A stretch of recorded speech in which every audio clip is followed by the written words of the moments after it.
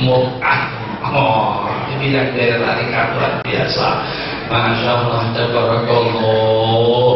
Ramai di kalangan kita kalau sudah kawin, alaiha nahya wa alaiha namut wa fiha nub'atsu insyaallah minal aminin. Dengan dia kita hidup, dengan dia kita mati, dengan dia kita bangkit kembali.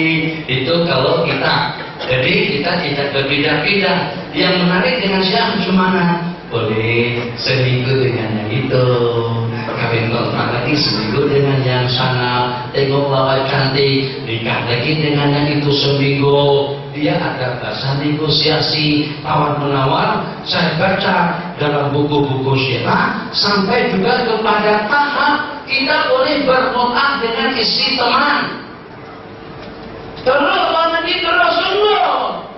Kita jalan ke rumah kawan, tengok istri kawan nampak lama sikit, terus kita bernegosiasi, Bang, 5 hari boleh tak? Tak boleh, kenapa banyak? Berapa Bang? 10.000? Tak boleh, 10.000 15.000, udahlah 16.000 atau 13.000. Tawar menawar, boleh seseorang bermut'ah dengan istri teman. Jadi kalau macam itu digilirkan, padahal dia sudah kawin, digilirkan. Kalau hamil anak siapa? Barakallah, mudah-mudahan Allah memberkati kandungan yang baru lahir ini. Masya Allah, barakallah. Anak siapa? Sedangkan si perempuan tadi itu digauli oleh beberapa orang laki-laki. Tuh satu tentang mut'ahnya, waliyadzubillah, itu adalah zina. Bukan Sayyidina Umar yang mengharamkan nikah mut'ah. Yang mengharamkan nikah mut'ah itu adalah Nabi kita sendiri. Sayyidina Umar hanya membuat peraturan ketat.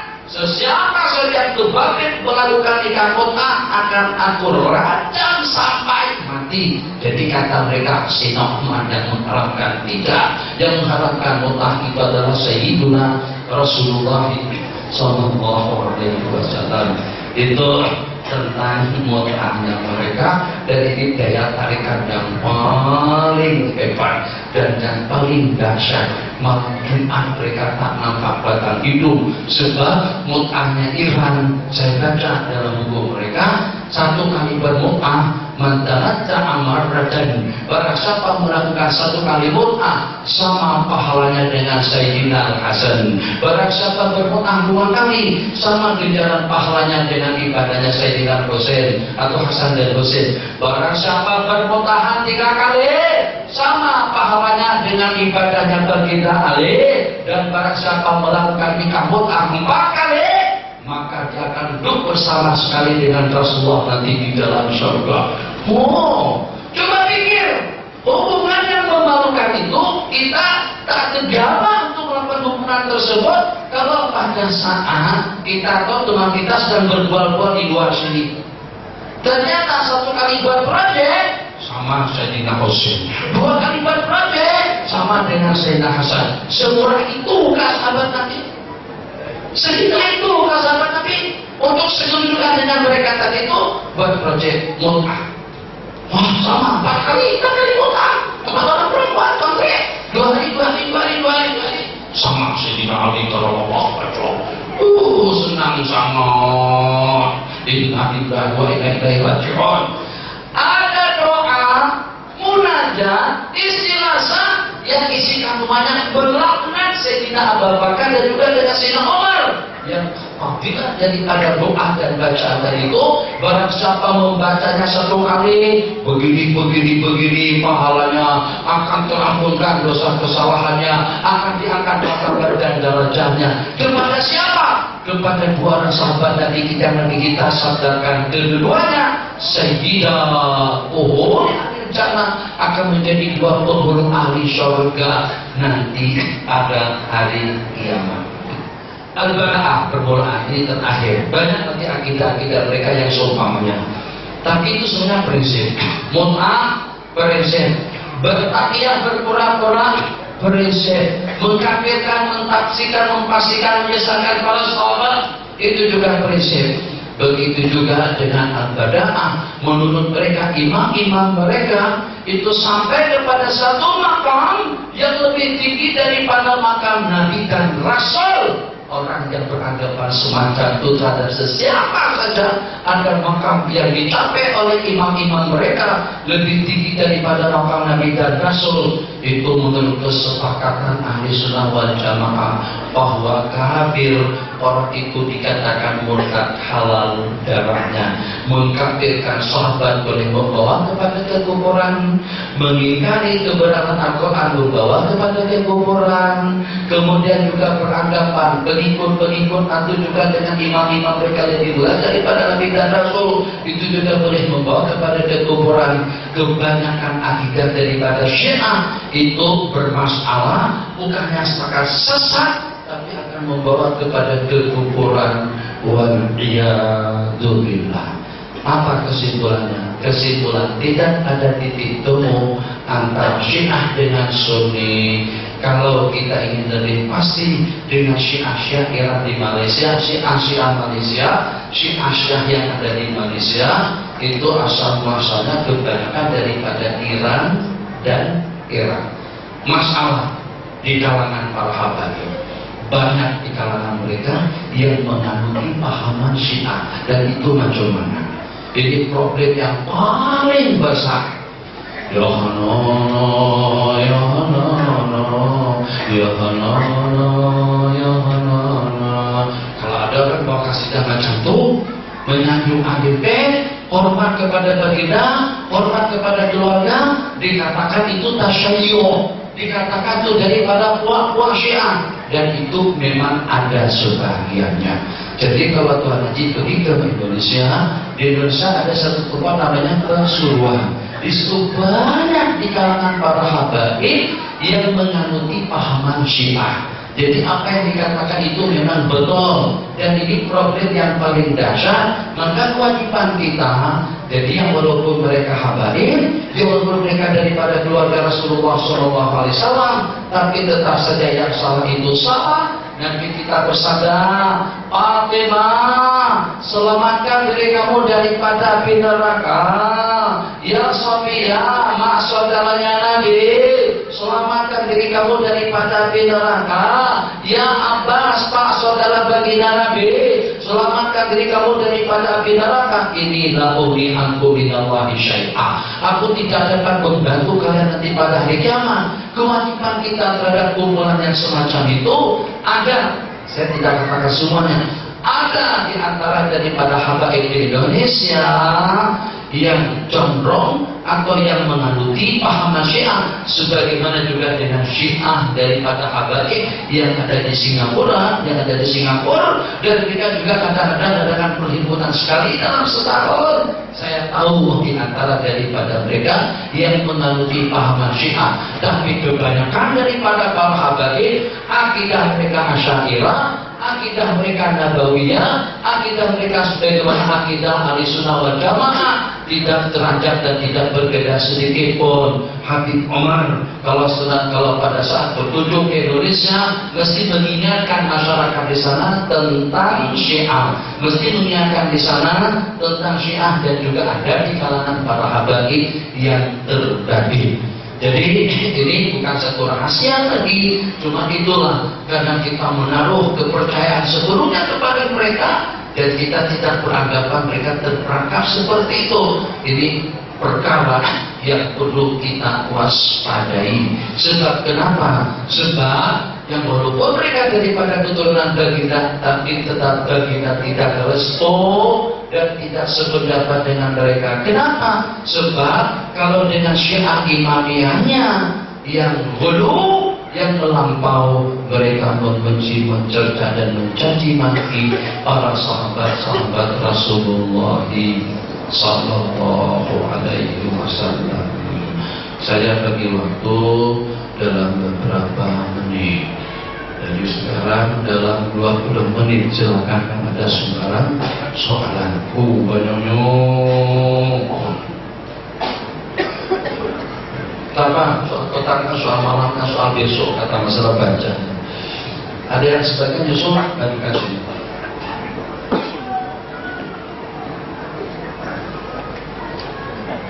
Baca yang hari ini dulu satu-satu, baca itu baca semua. Kita sampai pukul 9 subuh, 9:30 waktunya. Lama besok dan ada. Bismillahirrahmanirrahim. Assalamualaikum Syekh. Minta pandangan Syekh mengenai Wahabi, Syiah yang berada dalam jabatan agama dan institusi pendidikan yang kita tahu amat berbahaya kepada orang awam, dan apa yang kita perlu lakukan untuk menghalang mereka. Itulah adanya di jabatan-jabatan, di UU, organisasi-organisasi besar. Jadi bagaimana cara untuk kita mengatasinya juga untuk kita menghalang mereka. Jadi kalau kita ikuti media massa sekarang ini, baik itu daripada utusan atau juga daripada akhbar lainnya, itu ternyata daripada pihak kerajaan sudah bergerak untuk membentak dan juga untuk mengatasi syiah-syiah yang ada di negara kita. Cuma sebagaimana dikatakan tadi itu, justru yang banyak terperangkap itu di kalangan orang-orang yang profesional, di kalangan para pensyarah kita. Ya memang di antara jadi pada yang berontak kalau mau tadi itu dasar sebaya kalau sebelum pergi di jamaah. Gitu jamaah kalau pada kita musafir. Jadi belum lagi musafir sudah diibukan oleh Rasulullah. Siapa Jumat apa ya? Dan Jumat itu bilang supaya Jumat tidak wajib, kecuali kalau pada saat nanti imam yang mereka nantikan itu hadir dan muncul kembali ke dunia. Selama imam itu tidak muncul, selama itu tidak dengan sholat Jumat tidak diwajibkan. Jadi banyak kemudahan-kemudahannya, sumpah yang boleh dijamaah, hubungan yang satu itu secara bebas, boleh dengan itu, boleh dengan yang ini. Teman saya cerita lebih daripada 20 tahun yang lalu di Bandung ada dengan perempuan cantik lawak, minta maaf dengan bahasanya sampai bengkak, dia punya kemaluan karena dimutahkan atau dimutahi, digilirkan daripada tempat ke tempat, daripada individu kepada individu yang lain. Jadi kenapa Syiah cepat berkembang? Kenapa Syiah mendapatkan sambutan sebagaimana Ahmad Salafi dan Wahabi? Satu, mudah.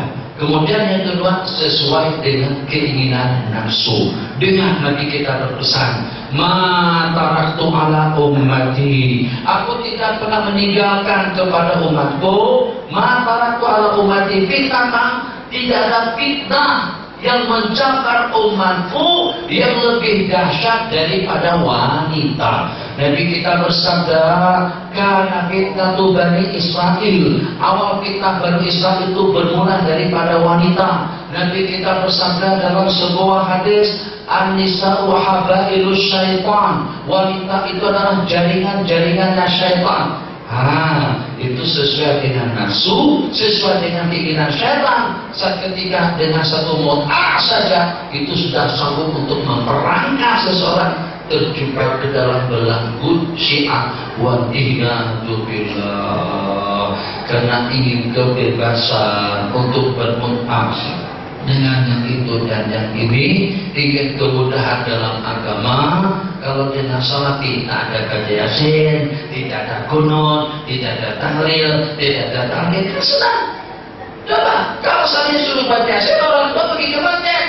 Anak-anak muda pada saat ketika mendengar Yasin bina, paling tidak kalau Jumat boleh boleh main karaoke dengan kandung dan besar di pusat-pusat hiburan. Tapi kalau saya lama, kamu pulang malam Jumat duduk di masjid baca Yasin, Yasin leluhur aku. Macam itu kan ceritanya. Silakan. Apakah hukum mengaji kitab tasawuf seperti kitab Minhajul Abidin karya Imam Al-Ghazali dengan seorang ustaz yang tiada berguru? Apakah dapat disandarkan tanggung jawab ke atas ustaz tersebut atau belajar dengan ustaz yang rendah lagi? Minta penjelasan. Kalau kita belajar perobatan, jadi orang yang tak pernah mengaji tidak perobatan. Tapi kalau kita belajar cara membawa pesawat Boeing 77 dengan orang yang tidak pernah menerbangkan pesawat dan juga tidak pernah tahu dan tidak pernah belajar bagaimana cara untuk menerbangkannya. Berani tidak jadi penumpang pesawat itu? Berangkat semuanya, nanti saya jadi pilotnya. Apa masalah? Tuh, mas saya berangkat nganggur. Ada pilotnya lagi sedang sakit, nanti saya bawa. Naik semuanya berangkat free. Kalau digaji pun, kalau dibagi pun kita tak berani berangkat. Kenapa? Sebab kalau kita tengok banyak-banyak ala-ala di dalam itu bingung kita. Yang mana yang menerbangkan, yang mana yang break, yang mana yang torak kanan, torak kiri. Nah, macam itulah kita bagaimana dengan kita boleh mendapatkan pedoman dan bimbingan ilmu tasawuf secara khusus daripada seseorang yang tidak pernah mengaji. Tak apa, kalau dia tidak pernah membaca kitab Minhajul Abidin, tapi dia pernah baca Ihya, dia pernah baca Hikam, dia pernah baca Nasaih, dia pernah baca Iqadul Himam, dia pernah baca Risalah Qusyai'iyah, itu tidak ada masalah. Sebab dia mempunyai latar belakang yang cukup tentang ilmu tasawuf, yang walaupun dia tidak pernah berpalangi dengan kitab Minhajul Abidin, dia boleh mengajarkannya karena dia sudah paham dan mengerti. Jadi pertanyaan tadi itu perlu kita pastikan. Kalau kepada guru yang sudah pakar, yang sudah paham, mengerti, tapi dia tidak ada sanad dengan kitab Minhajul Abidin, tapi dia menguasai, paham isi makna dan kandungannya, tidak mengapa kita berguru dengan seumpama dia. Tapi kalau ternyata tidak pernah belajar tasawuf langsung, tidak pernah baca ilmu suluk, dan tidak pernah berguru dengan ahli suluk, jelas kita tidak boleh berterapi dengan orang yang berkenaan, kecuali kalau seandainya orang tadi itu mendapatkan ilmu dan dunia daripada Allah dan mendapatkan bimbingan langsung daripada Sayyiduna Rasulullah Sallallahu Alaihi Wasallam. Orang ini ada makanan tak? Ada. Jemaah ini ada. Tuh kita ada. Di mana ada? Ada. Oh di kedai. Apa? Tak kenyang dah. Soalan seterusnya, baru-baru ini tersebar di internet tentang ada sebuah gambar, yaitu gambar ulama Indonesia yang memasang, peraja yang memasang gambar ulama yaitu habaib di kuburan. Boleh minta penjelasan atau pandangan karena isu ini ditimbulkan oleh kaum Salafi dan Wahhabi. Allah, ya Allah, ya Rahman. Habib Mundir meninggal dunia. Habib Mundir ini masuk ke Salafi. Beliau meninggal pada masa usia 39 tahun. Majelis pengajian beliau kalau pada saat beliau melakukan pengajian di dataran di bawah Monas sama dengan menara KL, Monas di sana yang ada 16.000 rumah di atasnya, itu yang hadir sampai ratusan ribu orang. Itu majelis namanya Majelis Rasul atau Majelis Mustafa Sallallahu Alaihi Wasallam atau Ahbabur Rasul atau Ahbabur Mustafa. Jadi Habib Omar, pada saat kali sampai ke Indonesia, kadang-kadang justru beliau yang mengisi pengajian di majelisnya Habib Mundir. Yang Habib Mundirnya adalah antara daripada murid Habib Omar. Tapi Allah berikan satu kelebihan dengan penggemar yang lain di Jakarta. Dan tidak Allah yuti man yasha. Jadi asal masalah tentang gambar, apa masalahnya? Yang kalau pada saat seseorang itu dimakamkan, perlu kita lebih pasti gambar itu ditangkap bila. Apakah gambar itu sampai sekarang pun juga masih ada di kubur, atau hanya pada masa pemakaman saja? Asal muasal cerita gambar diletakkan atas kubur itu adalah di zaman Bani Israel atau sebelumnya. Idza mata fi ar-rajulus salih apabila menikah salah seorang orang yang soleh, maka mereka lukis gambarnya dan mereka letakkan di atas kubur untuk mengingatkan masyarakat dan orang ramai ibadahnya, zuhudnya, waraknya, amalannya, jasa baiknya, pengorbanannya.